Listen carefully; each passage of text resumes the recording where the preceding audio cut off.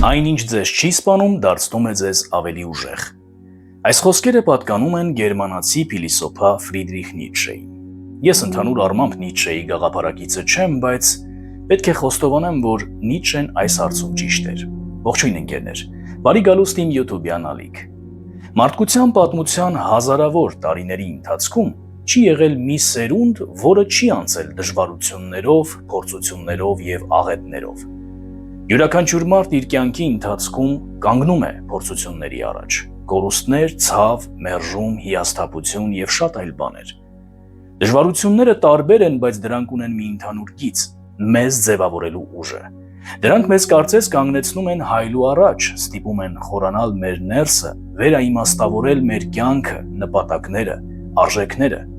Եվ դժվարությունների հաղթահարումը միշտ չէ, որ նշանակում է փոփոխել արտաքին հանգամանքները։ Երբեմն հաղթահարումը սկսվում է ներսից, ընդունելով իրավիճակը, փնտրելով իմաստը եւ զարգացնելով համբերություն ու հավատ։ Յուրաքանչյուր դժվարության մեջ թաքնված է աճի հնարավորությունը։ Դժվարությունները կարող են ձեզ կոտրել, բայց կարող են նաև կոփել։ Երբ թվում է, թե ամեն ինչ կորել է, երբ ուժ չկա շարժվելու, հենց այդ պահին է, որ սկսվում է նոր կյանքը։ Ուժը միշտ ներսում է։ Աստվածաշնչում կա մի խոսք, որն իմ ամենասիրելի խոսքերից մեկն է եւ այն մեծ ազդեցություն է թողել իմ կյանքի վրա, հատկապես երբ որ ես անցել եմ դժվարություններով։ Հռոմեացիներին ուղղված թղթում ասվում է. «Բայց գիտենք, որ Աստծուն սիրողների համար ամեն ինչ դեպի բարին է գործակից լինում»։ Այս խոսքը մեզ հիշեցնում է, որ նույնիսկ այն իրավիճակները, որոնք թվում են անիմաստ ու ցավոտ, կարող են դառնալ օրհնություն, եթե դրանք ապրենք ոչ առանց Աստծո, այլ Աստծո հետ։ Հաճախ դժվարությունները դառնում են հայլիներ, որոնց մեջ տեսնում ենք մեր իրական հոգևոր վիճակը։ Աստված թույլ է տալիս այդ փորձությունները, որ տեսնենք, թե ում վրա ենք հենված, ինչն է մեր վստահության աղբյուրը։ Հոգեբանական տեսանկյունից, որքան էլ այդ փորձությունները տհաճ լինեն, դրանք դիտվում են ոչ միայն որպես խոչընդոտներ, այլ նաև որպես հնարավորություններ անձի հոգեկան աճի, հարմարվողականության եւ ինքնաճանաչողության համար։ Մարդը սոցիալական եւ զգացմունքային էակ է։ Դժվար իրավիճակների ժամանակ մեր ուղեղը արձագանքում է այնպես, կարծես վտանգի մեջ ենք, ակտիվացնելով հարվածիր կամ փախիր ռեակցիան։ Արդյունքում մեզ պատում է լարվածություն, ստրես, երբեմն էլ զգայական ծայրահեղություն։ Հոգեբանները նշում են, որ նման պահերին մարդը կամ կոտրվում է, կամ փորձում է գտնել իմաստ եւ ճանապարհ։ Հենց այդ երկրորդ ուղին է, որ մեզ մղում է դեպի հոգեկան հարմարվողականության։ Հարմարվողական մարդը չի ապրում առանց դժվարությունների, այլ սովորում է վերակառուցել իր վերաբերմունքը դրանց հանդեպ։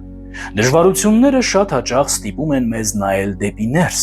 Մենք սկսում ենք ինքներս մեզ տալ այնպիսի հարցեր, ինչպիսիք են ով եմ ես, ինչ արժեքներ ունեմ, ինչն է իսկապես կարևոր իմ կյանքում։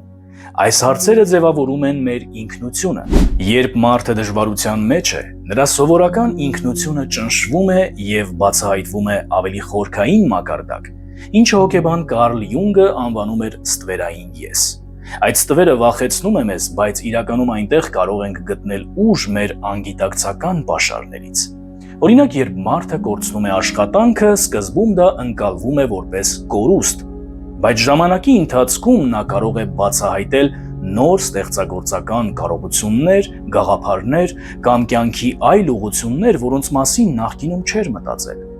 Թեև դժվարությունները կյանքում անխուսափելի են, բայց մեր վերաբերմունքը դրանց հանդեպ կարող է փոխել այն ամենը, ինչ տեղի է ունենում մեր ներսում։ Հոգեբանական տեսանկյունից դրանք դառնում են զարգացման շարժիչ ուժեր, եթե մենք ընտրում ենք քաջությունը, նայելու մեր ցավին, հասկանալու դրա աղբյուրը եւ կառուցելու նոր ճանապարհներ։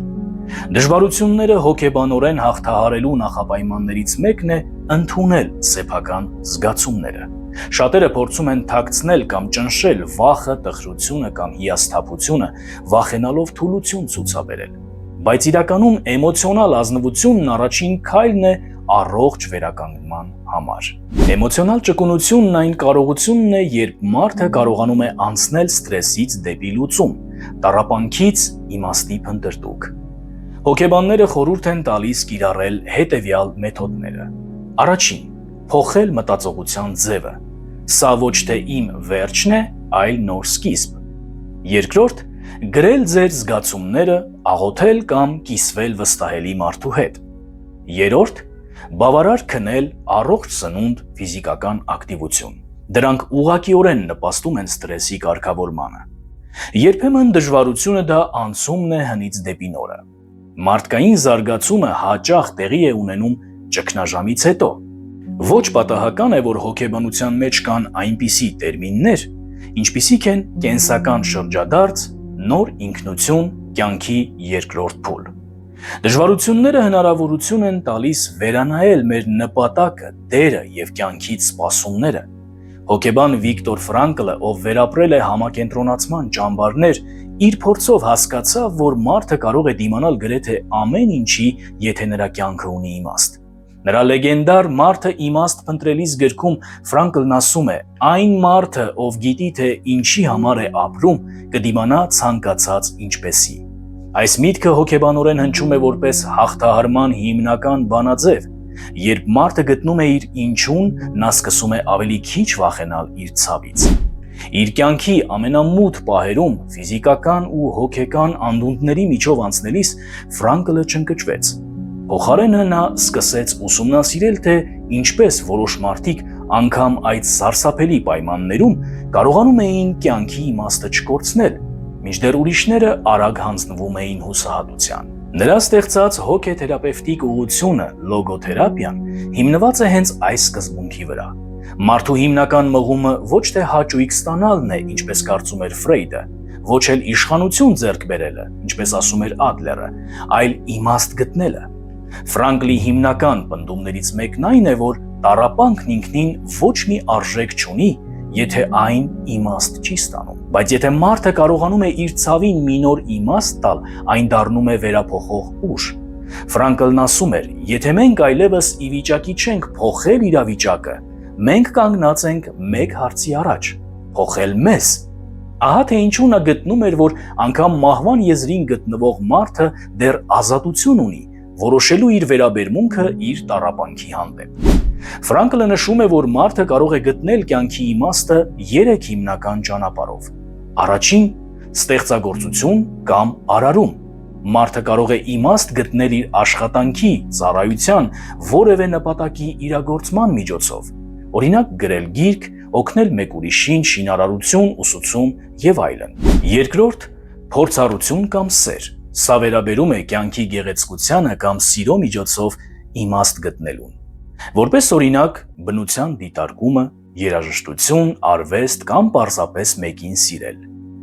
Երրորդ՝ տառապանքի նկատմամբ վերաբերմունքի ձևավորում։ Սա ամենախորքային ճանապարհն է։ Երբ մարդն այլևս չի կարող փոխել իր իրավիճակը, նա կարող է ընտրել, թե ինչպես պատասխանել դրան։ Հենց այս կետում է դրսևորվում մարդու հոգու ազատությունն ու արժեքը։ Ֆրանկլի տեսությունն իրականում բխում էր քրիստոնեական հավատից, եւ սրա բացառիկ օրինակը Հիսուսի աղոթքն էր Գեթսեմանի պարտեզում, երբ նա ասաց. «Ոչ թե իմ կամքը լինի, այլ քոնը»։